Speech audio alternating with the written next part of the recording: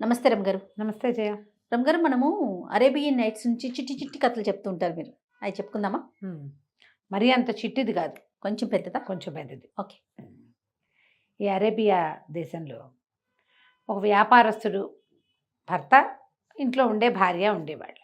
అయితే ఈ వ్యాపారస్తుడు విపరీతంగా ప్రయాణాలు చేసేవాడు. ఈ క్యాంపులకు వెళ్ళేవాళ్ళు, వ్యాపారాల మీద ఇట్లా బయట ఊళ్ళల్లోకి వెళ్ళేవాళ్ళు నెలల తరబడి వచ్చేవాళ్ళు కాదు. 3 నెలలకు ఒకసారి రావటం, ఓ 10 రోజులో 15 రోజుల్లో ఉంటాం. అక్కడి నుంచి తెచ్చిన సరుకంతా ఇక్కడ అంగళ్ళల్లో దిబ్బరించి సగానికి పైగా ఖర్చు అమ్మేశారనుకో, డబ్బులు వచ్చేస్తాయి. మళ్ళీ అక్కడి నుంచి కొనుబళ్ళు మొదలుపెట్టేవాళ్ళు. నెల తిరిగేసరికి మళ్ళీ ప్రయాణం. చాలా ఇళ్లల్లో ఆడవాళ్ళు పిల్లలే జనానే ఉండేది, మగవాళ్ళు వెళ్ళిపోయేవాళ్ళు ప్రయాణాలకి. అయితే కొంచెం పెద్ద పెద్ద కుటుంబాలు అనుకో, అత్త మామ ఆడబిడ్డ భారతి తోడుకోడలు ఏవో జనాలు ఉండేవాళ్ళు. ఈ కొన్ని కుటుంబాల్లో ఎవరు లేకపోతే పెళ్లి చేసుకున్నాడు, భార్య ఇంట్లో ఉండేది, ఈయన వెళ్ళేవాడు. ఈవిడ కొంచెం సౌందర్యవతి. ఎట్లాంటి సౌందర్యవతి అంటే ఆవిడని చూస్తే ఎవరికైనా గుండె గుబగుబలాడాల్సిందే, అంత సౌందర్యంగా ఉండేది. భర్త ఉన్నప్పుడు బాగానే ఉండేది.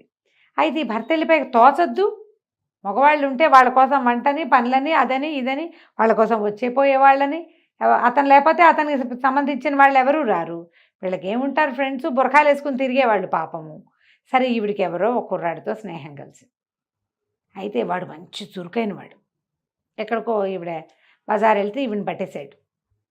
సరే ఇద్దరికి చాలా స్నేహం అయింది.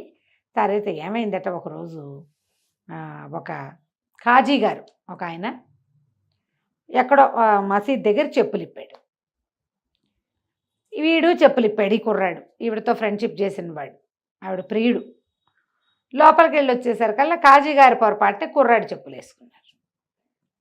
వేసుకునేసరికి వాడు బయటకు వచ్చి, వాడికేమో ఆ చెప్పులు ఈ హీరోయిన్నే ప్రజెంట్ చేసింది. ఓకే. ఆయన్ని పట్టుకున్నాడు. వలి ఆయన పేరు. కాజీ పేరు వలి కాదు, వలి ఇంకొకడు అనుకోండి, కాజీ గారే. సరే అక్కడి నుంచి ఏం చేసాడు, వీడు వచ్చి నా చెప్పులు వేసుకున్నావు వదిలే ముసలి నక్క అన్నాడు. అంత మాట అంటే అవతల వాళ్ళు ఊరుకుంటారు?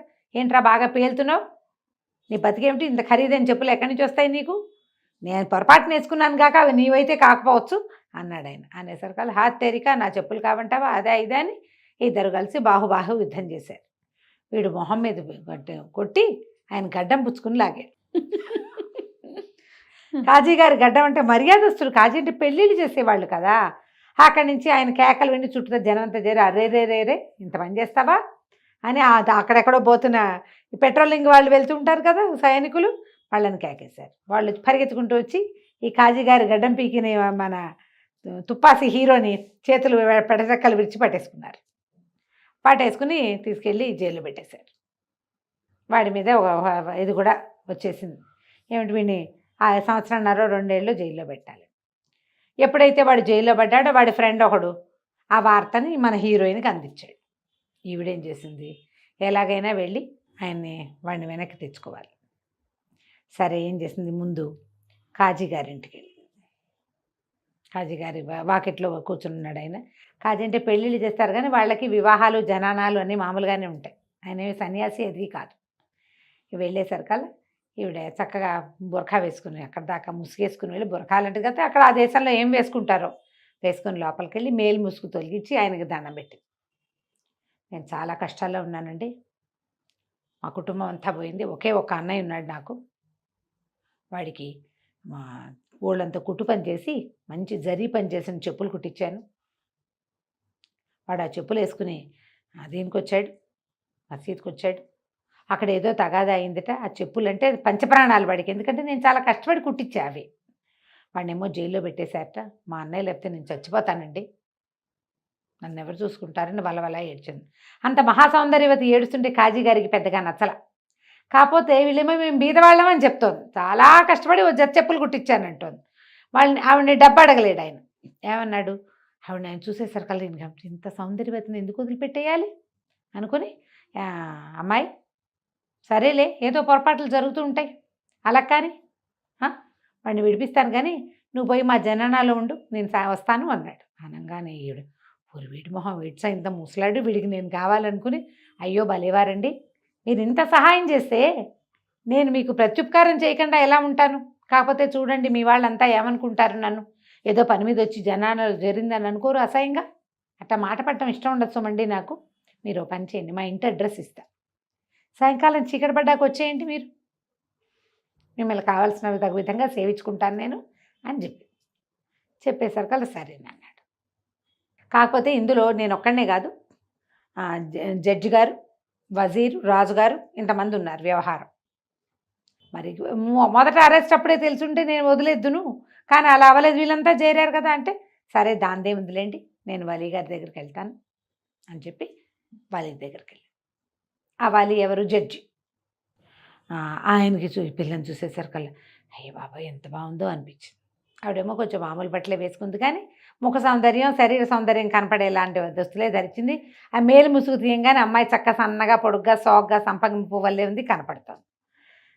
ఆయనతో మాట్లాడింది. మా అన్నయ్య అన్యాయం అయిపోతాడండి, నా జీవితం అధ్వానం అయిపోతుంది, కాజీ గారిని ఒప్పించుకున్నాను, మిమ్మల్ని ఒప్పించుకోవటమే మిగిలింది, దయచేసి నాకు సహాయం చేయండి అంటే అట్లాగే తప్పకుండా, నువ్వు జనాలలో చేరిపోతానంటే తప్పకుండా అని అన్నాడు.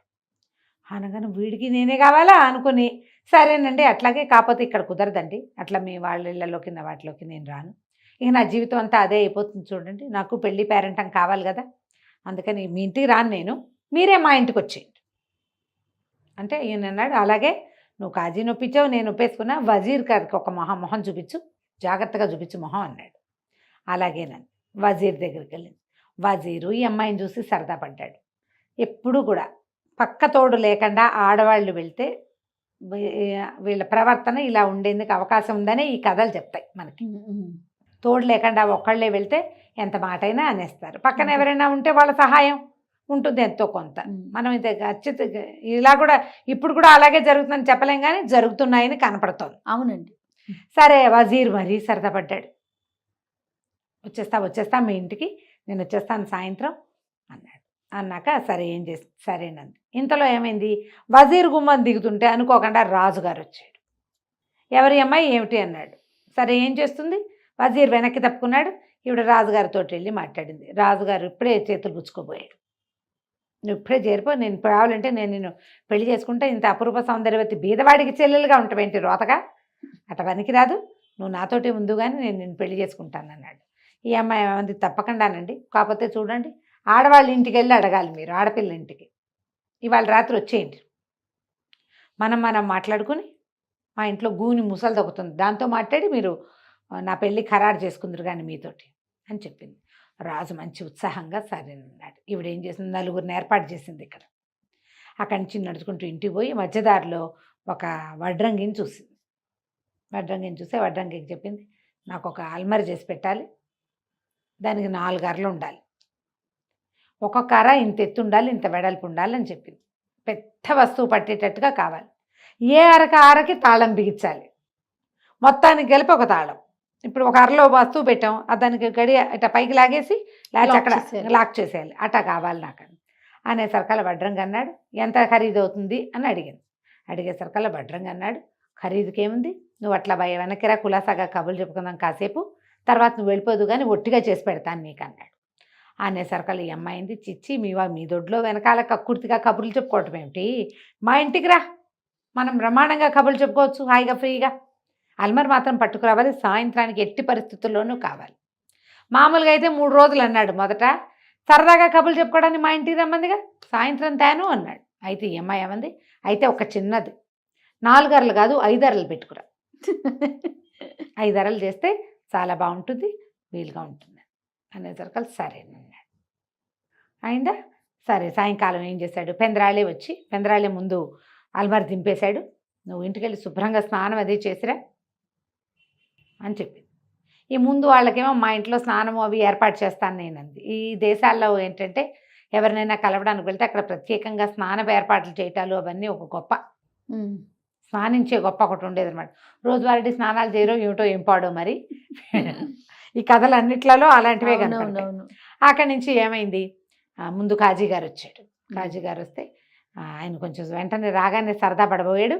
అమ్మాయి ఏమందంటే, చిచ్చి అట్లా కాదండి, మీరు ఇలాగా ఈ బట్టల్లో వచ్చారు, పెళ్లి చేసే దుస్తుల్లో ఇలా కాదు, చక్కగా డ్రెస్ మార్చేసుకోండి, మరి నేను మీకు మంచి బట్టలు రెడీగా ఉన్నాయి మన దగ్గర, అవి ఇస్తాను వేసుకుందరు కానీ చక్కగా అప్పుడు మనం సరదాగా లోపలికి తిండి తింటూ కబుర్లు చెప్పుకోవచ్చు, అని చెప్పింది. బయట ఏం చేసింది, కొంచెం సారాయి అవి ఇవి పెట్టింది తాగడానికి, ద్రాక్షాసవము ఏదో కొంచెం చిన్న మంచింకి కొన్ని వ్యవహారాలు పెట్టి అవి 1, 2 తినిపించి బట్టలు మార్చుకోండి అంది.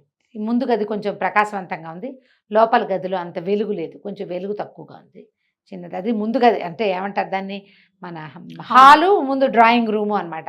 డ్రాయింగ్ రూమ్లో తిండి పదార్థాలు పెట్టింది, ఆ హాల్ లోపలికి తీసుకెళ్ళింది. ముందు వడ్రంగి వచ్చినప్పుడు హాల్లోనే ఒక పక్కన పెట్టాడు. ఈ అమ్మాయి ఏం చేసింది, అక్కడికి వెళ్ళాక మరి మీరు బట్టలు విప్పేసేయండి అని ఆ పైన చొక్కా అంగరఖ ఉడదించి ఇతనికి ఒక దుస్తులు కూడా సెలెక్ట్ చేసి పెట్టుకుంది. పసుపచ్చ సిల్క్ చొక్కా, తర్వాత ఏమో ఒక పైజమా ఇచ్చింది. సిల్క్ అవేంటి, ఈ మన గానా బజానాల్లో వాటిలలో వేసుకునేవి, కాకపోతే వదులుగా గాలి ఆడుతుంటాయి. ఆయన బట్టలు వేసుకుంటే ఇవేం బట్టలు ఇట్టా ఉన్నాయి అన్నాడు. హాయిగా ఉంటుందంటే గాలి ఆడుతుందని బట్టలు వేసుకుని ఈ అమ్మాయి చేయిపుచ్చుకునే లోపల తలుపు మోగేసరికల్లా వణికిపోయింది అమ్మాయి. అయ్యో బాబోయ్, మా ఆయన వచ్చేసాడేమోనండి. దీని కోపం వచ్చింది ఆది గారికి. ఇంకెవరినైనా రమ్మన్నావా నువ్వు అన్నాడు. నేనేమండి రమ్మంటానండి, భలేవారు మా అన్నయ్యని విడిపించుకోవద్దా, మిమ్మల్ని రమ్మన్నాను, నా ప్రాణాన్ని మీరు ఒకరే ఎక్కువ, మా ఆయన వస్తానన్నాడు, ఏమైనా వచ్చేసాడో ఏమిటో, ఈ నెలలో రావాలి. అయ్యో బాబోయ్, నా కొంప మునిగిపోయింది, ఇన్నేళ్ల నా పాతివ్రత్యము మంటలో కలిసిపోయిందిగా, మిమ్మల్ని కానీ చూశాడంటే ఇంకేమైనా ఉందా అంటే, నన్ను దాచేయి ఎక్కడైనా దాచేయి అన్నాడు. దాచడానికి ఏముంది, అల్మర్లో ఉండండి అని చెప్పేసి ఆ కిందర తీసి కిందరలో ఆయన తోసేసింది, తలిపేసేసి తాళం పెట్టేసింది, గడి పెట్టేసింది. ఆయన లోపల పడుకున్నాడు.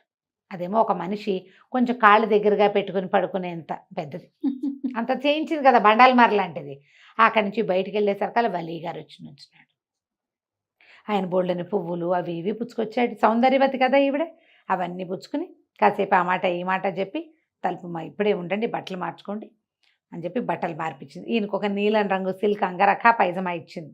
ఇవి సర్కస్సుల్లో వాటిలలో వేసుకునే బట్టలు, జాతరలో డ్యాన్సులు చేసేవాళ్ళు వేసుకునే బట్టలు ఇచ్చి ఆయన బట్టలు ఏర్పాటు అవ్వగానే తలుపు మోగింది. అందరికీ ఒకటే టైం చెప్పింది, 10 నిమిషాల గ్యాప్లో తలుపు మోగానే అమ్మో ఇంకేముంది మా ఆయన వచ్చేసాడని ఈయన్ని 2 అవర్లో పెట్టింది.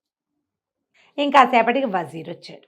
ఆయన రావడం మంచి పటాటోపంగా వచ్చాడు. కాకపోతే ఏంటంటే ఆయన రావడం పటాటోపంగా వచ్చాడు కానీ ఎవరికి తెలియకుండా వచ్చారు. అందరికీ తెలిసిపోతే ఇట్లా ఎవరింట్లోనో ఎవరో అమ్మాయితో కలవడానికి వెళ్తాంటే పరువు తక్కువ కాదు, అవన్నీ దొంగతనంగా జరిగే పనులు కదా.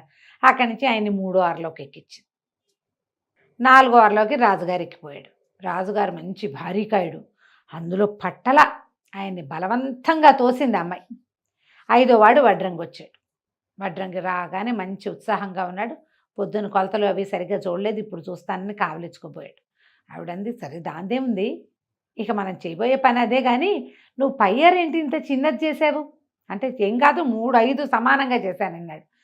కాదు నేను కింద 4 ఇట్లలోనూ అద్భుతమైన వస్తువులన్నిటినీ పెట్టేసుకున్నా, దానికి తాళాలు కూడా పెట్టా, పయ్యారు మాత్రం ఇరుగ్గా ఉందని. ఈయన అన్నాడు, దీపం బట్టరా స్టూల్ బట్టరా ఎక్కి చూద్దాం ఎంత ఇరుగ్గా ఉందో చూస్తానన్నాడు. అనేసరికల్లా స్టూల్ వేసింది. ఇవిడ ఇట్లా దీపం చూపిస్తే వాడు పయ్యారులోకి ఎక్కి బాగుందిగా అనే లోపల తలిపేసేసింది, గడి పెట్టేసింది. 5గురిని ఇరికించేసింది. 5గురు అందులో కూర్చుని ఉండగానే ఈ అమ్మాయి బాయ్ ఫ్రెండ్ ఉన్నాడు. ఈ లోపల ముందు ఏం చేసిందంటే, ఆ వలీ గారు జడ్జి కదా, ఆయనతో మీరు మా అన్నయ్యని విడిచడానికి ఫర్మానా రాయలేదు, ముందు ఫర్మానా రాసాకే మీతో సరసమని. ఆయన ఫర్మానా రాసాక చుట్టి పక్కన పెట్టుకుంది. వీళ్ళు 5గురిని ఇందులో బంధించి ఆ కాగితం పుచ్చుకుని జైలు దగ్గరికి వెళ్ళి. చీకటి పడింది కానీ 8 గంటలు 8:30 అయిపోయింది కానీ రాత్రిపూటైనా ఆర్డర్ వస్తే వదిలేస్తారు కదా, ఆ కుర్రాడిని వదిలేశారు. వదిలేయంగానే ఆ కుర్రాడు ఈ అమ్మాయి చెట్టాపట్టాలు వేసుకుని ఇంటికి వచ్చేసి చకచక ఖరీదైన వస్తువులన్నీ చిన్న చిన్న బాక్సుల్లో సర్దుకుని బయట ఒక 2 కంచకార గాడిదల్లో మీదకి సామాన్లన్నీ ఎక్కించుకుని ఇల్లు తాళం పెట్టి వెళ్ళిపోయారు. తాళం పెట్టి వెళ్ళిపోయేసరికల్లా ఏమైంది, అటు ఇటుగా ఈ పిల్ల వెళ్ళింది, తెల్లవారలేదు. ఒక 5-10 నిమిషాల్లో తెల్లవారుతుంది అనగా ఆ అమ్మాయి భర్త వచ్చాడు. ఇల్లు తాళం వేసింది, ఏం చేయాలో తెలియలే. చుట్టుపక్కల వాళ్ళని వెళ్ళి అడిగాడు, నిన్నుంది రాత్రి ఉందని చెప్తున్నారు అందరూ. ఇంతలో ఏమైంది, ఈ లోపల వాళ్ళు అప్పుడు అందులోకి దూరే రాత్రి 8:30కి దూరితే కాసేపు చూడగా నిద్ర రాదు. తెల్లారిపోయేసరికల్లా మెలకు వచ్చింది. రక్షించండి అని కేకలు పెట్టడం మొదలుపెట్టారు. కేకలు పెట్టేసరికల్లా 5గురు అరుస్తుంటే కకాబికాగా వినపడుతుందా. తర్వాత ఒక్కడికి తెలిసింది, ఇదేంటి గొంతు ఎవరితో విన్నట్టుంది అని. అక్కడ ఉన్నది ఎవరిని కాజీని, వలీని, వజీర్ని పోల్చుకున్నారు. వీళ్ళు 3 అనుకున్నారు, నయం రాజుగారు కానీ వచ్చారు కదంటే మీ బొందా, నేను ఇక్కడే ఉన్నాను. రాజుగారు ఉన్నాడు, అసలు ఇంత అల్మర్ ఎవడు చేశాడురా, ఇంత పెట్టి ఎవడు చేశాడురా, వాడిని ఊరేద్దాం మనం అంటే, ప్రభు క్షమించండి నేనే చేశాను అన్నాడు వడ్రంగి. పైనుంచి 5గురిని ఎక్కిచ్చేశారు. అక్కడి నుంచి ఏమైంది, అతను వచ్చి బయట నుంచున్నాడా, తాళం లేదని బాకెట్లో తచ్చెట్లాడుతున్నాడు. లోపల నుంచి ఈ తలుపులు కొడుతున్న దబా దబా మోతలు వచ్చేసరికి చుట్టుపక్కల జనం అంతా చేరారు. మూసున్న ఇంట్లో నుంచి అల్మర్ మోగుతున్న చెక్క మోగుతున్న శబ్దాలు వస్తే దయ్యాలు వచ్చాయి అనుకున్నారు. సరే బయట తాళం పగలగొట్టారు. లోపల చూస్తే అల్మర్లో నుంచి మోతలు వస్తున్నాయి. గట్టిగా కేకలు పెట్టారు అందరూ. అయ్యే బాబోయ్, దయ్యాలు చేరినాయి, ఖాళీగా ఉన్న ఇంట్లో ఆ పిల్ల ఏ పుట్టింటికి వెళ్ళిందో ఏం వెళ్ళిందో వీటన్నిటిని తగలబెట్టేసేద్దాం, అల్మరు నూనె పోసి అంటించేద్దామని నూనె పోసి అంటిద్దాం అనుకున్నారు. అక్కడి నుంచి వీళ్ళు కేకలు పెట్టారు, చంపద్దు చంపద్దు, కాల్చదు, తాళాలు తీయండి, ఇవి తాళాలు ఉన్నాయి, తాళాలు పగలగొట్టండి అని కేకలు పెట్టేసరికి సరే ఏం చేశారు, తాళాలు ఒక్కో తాళం పగలగొడితే ఒక్కో పెద్ద మనిషి బయటకు వచ్చాడు. చివరికి అల్మారి చేసిన వడ్రంగి కూడా వచ్చాడు. మీరు ఎట్లా వచ్చారు అంటే అందరూ తలకాయలు దించుకున్నారు. అమ్మాయి కోసం వచ్చామని చెప్పద్దు, ఇలాంటివి చేసేటప్పుడు సరదాగా ఉంటాయి, చెప్పేటప్పుడు అదే అవమానకరంగా ఉంటాయి. చచ్చినట్టు ఒప్పుకున్నారు. ఇంకేం చేయలేక ఆ అమ్మాయి మొగుడు నిర్ఘాంతపోయాడు. ఇప్పుడు ఏం చేయాలి, ఆ ఇంట్లో ఉన్న ఖరీదైన వస్తువులన్నీ పట్టుకెళ్ళిపోయింది. ఈ అప్రదిష్ట మూట కట్టెళ్ళింది. రాజుగారు అన్నాడు, పోనీలేబోయ్, నీ ఇంట్లో వస్తువులన్నీ పోతే పోయాయి, నువ్వు వజీర్గా మా దగ్గర పనిచేద్దు కానీ అని చెప్పి ఆయన్ని తన దగ్గర ఏదో చిన్న ఉద్యోగంలో వేసుకున్నాడు. వీళ్ళంతా ఇంకెప్పుడు ఇట్లా ఆడాళ్ళకి ఆశపడకూడదని ఇంటికి పోయారు. కథ కంచికి మనం ఇంటికి. బాగుంది రమ్మగారు. నమస్తే. నమస్తే.